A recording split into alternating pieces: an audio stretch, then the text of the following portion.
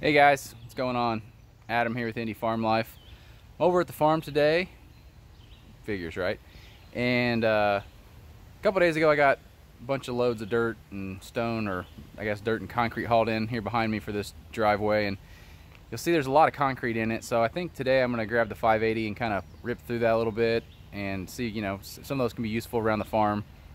Maybe put them around pipe heads to prevent erosion and just kind of also help that compact a little bit more.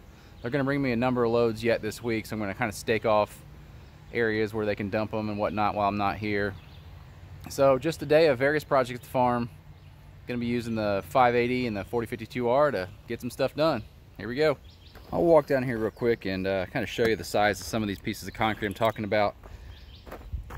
Probably break my neck in the process, but yeah, I mean, some of these are so big. Look at that. That piece there is 6 or 7 inches thick and 7 feet long, and who knows how far it goes back into that mound. So at least kind of break it up and see what's there, maybe some useful stuff.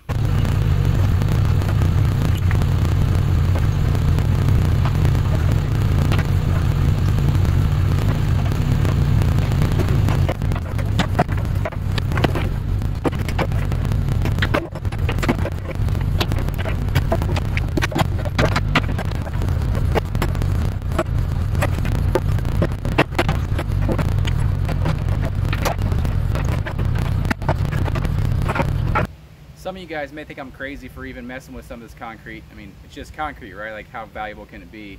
But keeping the concrete was actually the third reason, one of 3 reasons why I'm actually doing this. Long term, there's going to be an electrical line coming here for a house, and I don't want to have this concrete be an issue from their trenching in. So I wanted to, A, get most of this concrete out of the way, and B, I don't want concrete exposed. I don't know how much more dirt we're going to have put in just right here. And so if I leave this stuff on top, then it's going to be here forever and it's just an eyesore, and I'd rather just get it taken care of now. But I just put the grapple in the front of the tractor. Going to try to pick up some of these bigger pieces and haul them off to this other pipe over here.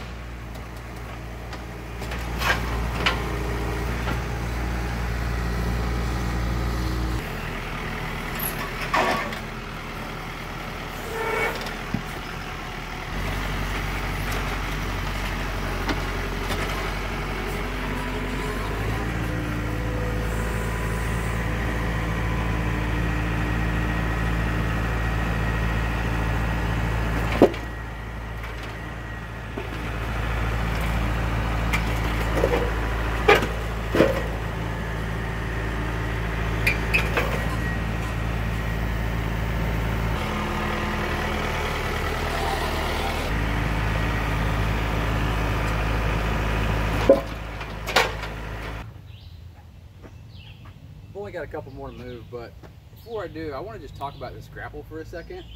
If any of you guys are in the market, and I love the Everything Attachments Grapple, it's been fantastic for us. But one thing you definitely need to look into, or make sure you actually get, do the dual lid versus the single.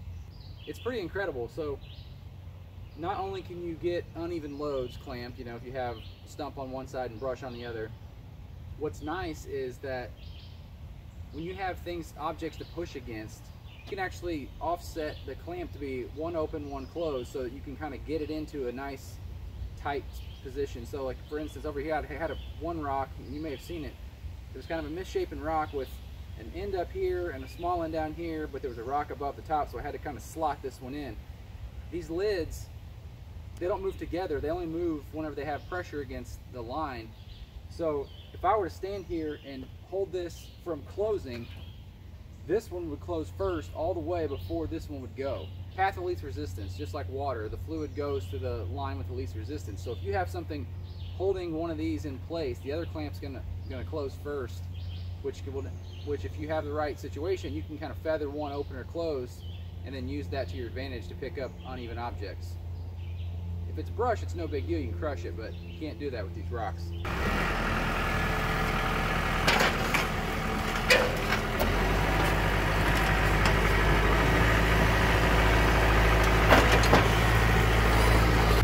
Now this is how you smash a camera.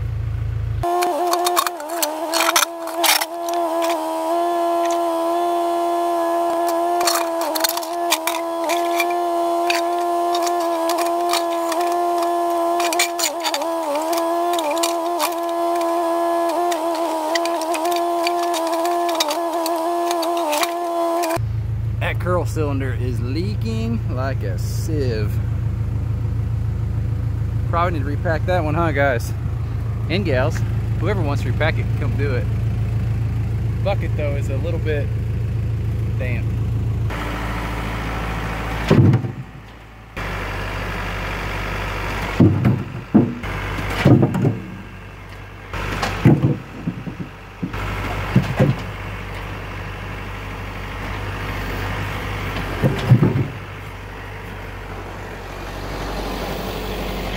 How much the 580 will notice this is up here. I don't know. Let's see. Curious.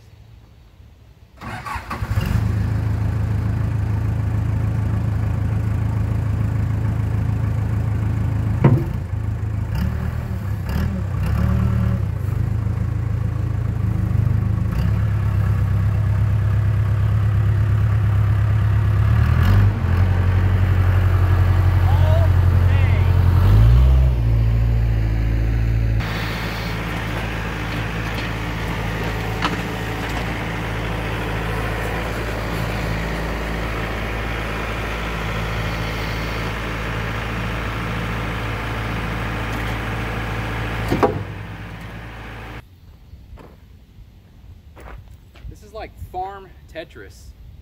It's kind of like just stacking those things in there as best I can, get them to stay and watch them fall out.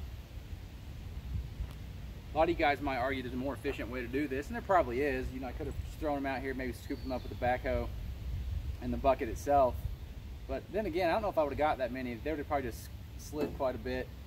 But it's also nice to kind of highlight the versatility of that grapple, that dual lid grapple with a hydrostatic transmission.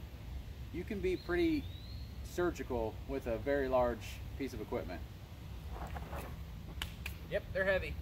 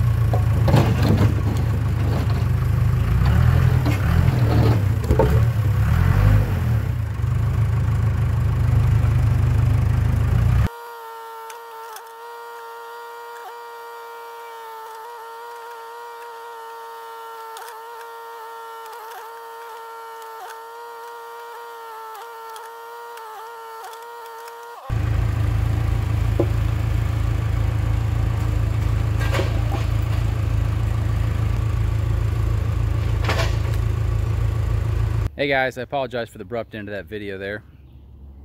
Camera went dead on me. But I ended up placing a handful of rocks, concrete blocks, whatever you want, around the head of that pipe as you saw me. I'm flipping this around. So it's not perfect, but I got what looks like 1, 2, there's 3 on the other side. So 5, a couple on the bottom, 7 or so. And then I threw in a couple on this side as well, just to kind of stop erosion. Not done completely. I'd like to go make it look a little nicer than it is, but I stockpiled a handful of those big concrete blocks, and I'll tackle it another day. There never seems to be enough hours. I got some of those big concrete blocks out of here and cleaned this up, and it's looking pretty good. By the time they fill it out to these stakes over here, it's gonna be in great shape.